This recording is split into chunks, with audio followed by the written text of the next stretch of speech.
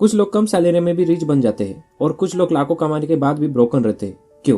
क्योंकि मनी सिर्फ मैथ नहीं है, मनी साइकोलॉजी है। रिच बनने के लिए सिर्फ इनकम नहीं, माइंडसेट भी चाहिए। आज हम बात करेंगे the psychology of money book की और समझेंगे वो लेसन जो स्कूल में कभी नहीं सिखाते। Part 1, money is about behaviour not intelligence. हम सोचते हैं कि रिच बनने के लिए जीनियस होना जरूरी है, लेकिन रियलिटी अलग है। बहुत इंटेलिजेंट लोग फाइनेंशियली डिस्ट्रॉय हो जाते हैं और एवरेज लोग वेल्थ बिल्ड करते हैं। क्यों? क्योंकि मनी नॉलेज से कम और बिहेवियर से ज्यादा जुड़ा है। अगर इंसान इमोशन कंट्रोल नहीं कर सकता तो पैसे भी कंट्रोल नहीं कर पाएगा। Patience, discipline, long term thinking ये वेल्थ की रियल स्किल्स है। Part 2, nobody is crazy with money. Book का सबसे पावरफुल आइडिया क्या है?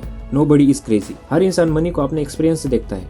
अगर कोई गरीब फैमिली में बड़ा हुआ है तो उसके लिए पैसा सिक्योरिटी है। अगर कोई रिच इन्वायरमेंट में बड़ा हुआ है तो उसके लिए पैसा नॉर्मल चीज है। इसलिए लोग अलग अलग फाइनेंशियल डिसीजन लेते हैं। हम अक्सर दूसरों को जज करते हैं लेकिन उनके एक्सपीरियंस नहीं जानते। Part 3, compounding is real power. लोग जल्दी रिच बनना चाहते हैं लेकिन रियल वेल्थ स्लो बनती है। कंपाउंडिंग क्या है? Small money plus long time. यही मैजिक है। अगर आप कंटिन्यू इन्वेस्ट करते हो और पेशेंस रखते हो तो टाइम आपके फेवर में काम करता है। लेकिन प्रॉब्लम क्या है? लोग फास्ट रिजल्ट चाहते हैं और इम्पेशंस वेल्थ डिस्ट्रॉय कर देता है। Part 4, wealth versus rich.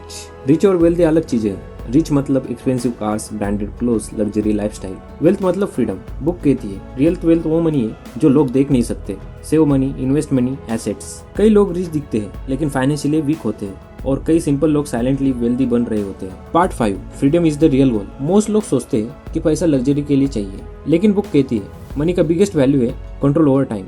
जब आपके पास फाइनेंशियल फ्रीडम होती है तो आप अपना काम चूज कर सकते हो, टॉक्सिक पीपल अवॉइड कर सकते हो, स्ट्रेस कम कर सकते हो, पीसफुल लाइफ जी सकते हो। मनी हैप्पीनेस नहीं खरीदता लेकिन फ्रीडम जरूर खरीद सकता है। Part 6, save more than you show. आज सोशल मीडिया का प्रॉब्लम क्या है? Everyone wants to look rich, लेकिन बुक एक सिंपल लेसन देती है, looking rich and being rich are opposite. अगर हर पैसा दिखावे में चला गया तो फ्यूचर एम्प्टी रहेगा। साइलेंट सेविंग बोरिंग लगती है लेकिन वही लॉन्ग टर्म पावर बनाती है। Final message, the psychology of money हमें ये नहीं सिखाती कि जल्दी रिच कैसे बने, ये सिखाती है कैसे फाइनेंशियली काम बने, कैसे स्मार्ट डिसीजन ले, कैसे पेशेंस डेवलप करे और सबसे इम्पोर्टेंट कैसे मनी को टूल की तरह यूज करे, आइडेंटिटी की तरह नहीं। रिमेंबर, मनी ग्रोस क्वाइटली और फाइनेंशियली स्ट्रॉन्ग लोग अक्सर सबसे साइलेंट होते हैं। अगर आपको ये लेसन वैल्यूएबल लगा तो कमेंट करो। Money needs mindset.